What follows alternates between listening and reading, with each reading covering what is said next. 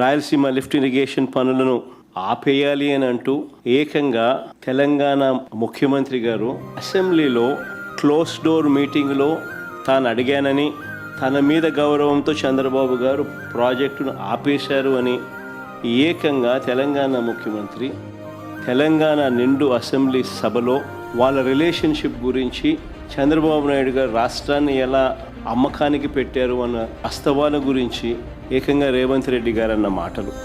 నేను చంద్రబాబు నాయుడు గారి మీద కేంద్ర ప్రభుత్వం మీద ఒత్తిడి తెచ్చి రాయలసీమ లిఫ్ట్ ఇరిగేషన్ ఆపిచ్చిన అధ్యక్ష నేను చంద్రబాబు నాయుడు గారి మీద కేంద్ర ప్రభుత్వం మీద ఒత్తిడి తెచ్చి రాయలసీమ లిఫ్ట్ ఇరిగేషన్ ఆపిచ్చిన అధ్యక్ష చంద్రబాబు నాయుడు గారు, ఆయన ఇరిగేషన్ మంత్రి ఇద్దరు కూడా తెలంగాణ ముఖ్యమంత్రి అన్న మాటలను ఖండిస్తారు అని చెప్పి అందరం కూడా ఆశించాం. ప్రతి రైతు కూడా ముఖ్యమంత్రి ఈ స్థాయికి దిగజారిపోడు అని చెప్పి ప్రతి రైతు కూడా ఆశపడ్డాడు. కానీ ఆశ్చర్యం ఏమిటి అంటే చంద్రబాబు నాయుడు గారు తన ఇరిగేషన్ మంత్రితో తాను మాట్లాడించిన మాటలు, దగ్గరకి 20 టీఎంసీల నీరు కూడా లిఫ్ట్ చేయడానికి అవకాశం లేనిటువంటి ఎత్తుపోతలు ఇది. దగ్గరకి 20 టీఎంసీల నీరు కూడా లిఫ్ట్ చేయడానికి అవకాశం లేనిటువంటి ఎత్తుపోతలు ఇది. చంద్రబాబు నాయుడు గారు మాట్లాడుతూ ఉన్న మాటలు చూస్తే ఏంటి దానివల్ల 20 టీఎంసీ నీళ్ళు ఏమైపోతుంది? 20 టీఎంసీ నీళ్ళు ఏమైపోతుంది?